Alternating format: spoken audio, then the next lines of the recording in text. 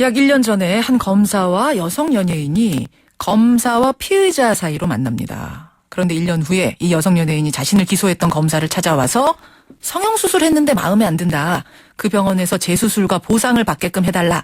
부탁을 했고요. 그 검사는 해당 병원장을 협박해서 재수술과 1,500만 원을 받아서 연예인에게 건넸습니다. 일종의 해결사 노릇을 한 겁니다. 자, 스폰서 검사, 그랜저 검사, 벤츠 검사에 이어서 이제 해결사 검사까지 나타난 건가요? 이 검사 결국 어젯밤 구속당했는데 잊을만 하면 터져나온 이 검사 비리 사건 도대체 뭐가 문제인지 짚어보겠습니다. 전직 검사 한 분을 연결할 텐데요. 검찰 문제를 폭로하는 컬럼을 신문에 연재하면서 조직에서 옷 벗고 나온 분이죠. 금태섭 변호사. 지금은 새정치추진위원회 대변인 맡고 있습니다. 연결하겠습니다. 금 변호사님 안녕하세요. 예, 안녕하십니까. 이른바 해결사 검사 사건, 이거 어떻게 보셨어요? 예, 워낙 황당한 일이라서 검찰에서도 빠른 조치를 취한 것 같긴 한데요. 예. 검사들의 윤리의식이나 그 기강이 땅에 떨어진 것이 아닌가. 검사가 직접 나서서 개인 간의 거래에 개입해가지고 자기 통장으로 돈을 받아주고 하는 것은 거의 동네 깡패나 하는 수준이 아닌가. 예, 상상하기 어려운 비리라고 생각을 합니다. 동네 건달들, 양아치들이나 하는 짓 아니냐 이 말씀이신데. 예. 근데 원래 피의자하고 검사가 사건이 끝난 후에도 이렇게 연락을 주고받고 합니까? 가급적 피해하는 일입니다. 더군다나 돈 거래를 갖는다거나 네. 민원을 해결해 준다거나 하는 것은 있을 수 없는 일입니다. 이렇게 연락을 주고받기는 해요? 그러니까 그런 민원이 아니더라도. 이제 자기 죄를 뉘우쳤다는 둥 하면서 찾아오는 경우가 있습니다. 그러면 공적으로 사무실에서 만나서 예. 그 얘기를 듣고 이제 보내고 해야지 밖에서 따로 만나고 하는 것은 피해야 할 일입니다. 그러니까 들어줄 수는 있지만. 예. 그렇게 말씀하신 것처럼 연락이 와서 들어주는 것, 이것까지는 문제가 아닌데, 이번 사건에서는. 검찰 청사를 찾아와서 자기 억울함을 하소연한다거나, 예. 사건에 대해서 얘기를 한다거나, 때로는 자기 죄를 뉘우치면서, 감사하다는 얘기를 하는 경우도 있습니다. 그럴 수 있는 거죠. 예, 그건 얼마든지 있을 수 있는 일인데, 예. 이런 식으로 발전해서 하는 것은 있을 수 없는 일입니다. 지금 두 사람의 관계를 검찰이 조사 중에 있습니다만 지금까지 흘러나오는 얘기로는 혹시 이제 연인 관계가 아니었겠는가? 이것은 이제 검사 지금 구속당한 검사 측 변호사도 하는 얘기입니다만 연인 관계였다. 그렇기 때문에 이런 게 가능하지도 않겠느냐 이런 식으로 얘기가 좀 흘러가는 것 같은데 연인 관계였다면 그럼 어떻게 보세요? 예, 구속영장 실질심사 과정에서 변호인이 그런 얘기를 한 걸로 알고 있는데. 예. 연인이라고 해서 검사가 자기 애인을 위해서 직권을 남용해서는 안 됩니다. 그건 당연히 연인이 아니라 할아버지라고 하더라도 예. 이런 식으로 검찰의 직권을 이용해서 돈을 받아준다든가 하는 것은 절대 있어서는 안 되는. 연인 아니라 가족, 부모, 부부여도 이건 말이 안 되는 거죠. 그런 일이 있을수록 오히려 피하고 공적인 절차를 밟게 해야지. 예. 사실 검사들은 예전에는 가족들이 억울한 일을 당하더라도 고소하거나 그런 일을 거의 피하도록 했습니다. 그건 왜 그런가요? 이게 오해를 받을 수가 있기 때문에 영향력을 행사한다고. 그래서 사실은 좀 억울한 일을 당하더라도 참고 넘어가는 것이 이제 검사로서의 윤리적인 태도인데. 예. 이건 오히려 공적인 절차를 밟지도 않고 사적으로 나서서 해결해 준다는 것은 있을 수가 없는 일이고, 그것은 검사와 이 해당인 간의 관계자 간의 연인 관계건 가족 관계건 그런 것과는 관계가 없는 일. 그래도 고무적인 거는 이번 사건을 쉬쉬하지 않고 상당히 지금 검찰이 신속하게 처리하고 있다는 점, 이거 아닌가요? 그렇기는 한데 워낙 계속해서 검사 비리가 연달아서 터져나오고 있기 때문에 예. 검찰 자체의 기강이 좀 있을 수 없는 수준으로 떨어진 것이 아닌가 그런 생각이 듭니다. 기강이. 지금 그 말씀을 하시는 이유는 이 해결사 검사 사건과 거의 동시에 터진 게 이진한 검사의 여기자 성추행 사건이었어요. 예. 이 사건에 대해서는 감찰본부장 경고라는 지금 결정이 내려졌는데 감찰본부장 경고라는 건 어느 정도 수위의 징계인가요? 검사는 판사까지는 아니지만 그 수준의 이제 독립적인 지위를 가지고 중립적으로 수사를 해야 되기 때문에 예. 징계에 대해서는 법에 엄격하게 규정이 되어 있습니다. 검사 징계법이라는 법이 있습니다. 그런데 감찰본부장 경고라는 것은 그 법에 있는 징계가 아닙니다. 징계가 아닙니까 이건? 예, 그러니까 이진한 검사에 대해서 검찰은 징계를 한 것이 아닙니다. 이것은 제가 평가를 하는 것보다 예? 어제 한 검사가 검찰 내부 통신망에 예. 글을 올려서 요즘 성폭력 범죄에 대해서 굉장히 강력한 기준이 마련돼서 예전 같으면 그렇게 무겁게 처벌하지 않는 사건에 대해서도 굉장히 무겁게 처벌을 하게 돼 있는데 누구보다 그 강한 윤리의식을 갖고 이제 몸가짐을 잘해야 될 검사에 대해서 예. 이런 징계가 아닌 결정을 내린 것이 적절한가. 아하. 그것을 감찰본부에 질문해야겠다는 글을 올렸습니다. 그래요. 네, 검찰 내부에서도 이런 평가가 나오는 것으로 봐서는 예. 좀 적절한 처분은 아니었지 않나 하는 생각이 듭니다. 근데 현장에서 바로 문제 제기를 그 여기자가 하지 않았고 신체 접촉도 경미하다고 판단해서 이 정도가 내려진 거다. 이렇게 검찰에서는 얘기하던데요. 그런 여러 가지 요인을 고려하기는 했을 텐데 그럼에도 불구하고 검찰 내부에서도 이런 평가가 나온다는 것은 예.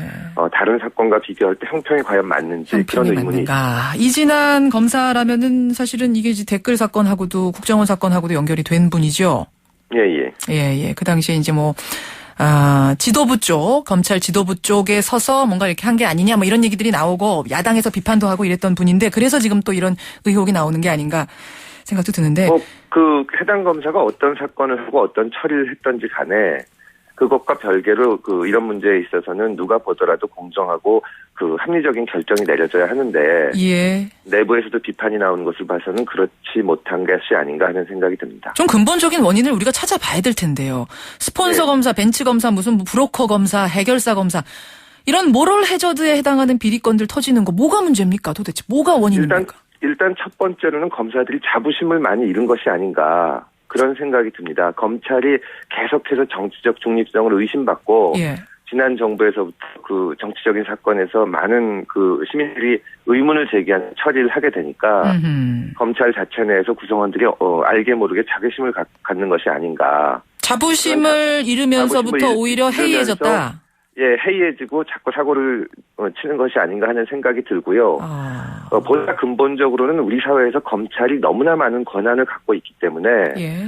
문제가 많이 생기는 것이라고 생각을 합니다. 아하. 세계 어느 나라 검찰에 비해서도 비교가 안 될 정도로 강력한 권한을 갖고 있는데, 예, 그러면 구성원들 사람이 많이 모이다 보면은 문제를 일으키는 경우가 있을 수가 있는데, 이것이 국민들한테 굉장히 안 좋은 인상을 주고 전체 법질서라는 측면에서 봤을 때도 그렇군요. 좋지 않은 영향을 주는 것이 아닌가. 그것이 원인이 된다고 생각합니다. 기소를 독점하고 있는 이 막강한 권력을 가진 데 비해서 지금 개개인의 일탈이 심각하다 이런 말씀이신데 예, 그렇습니다. 대책, 보완책 뭐가 있을까요? 여러 차례 말씀들을 드렸지만 검찰 자체에서 개혁하는 것은 어느 정도 한계에 오지 않았나. 검찰 자체 개혁을 보면은 막강한 권한을 유지한 채로 이제 무엇을 해보려고 하는데. 예.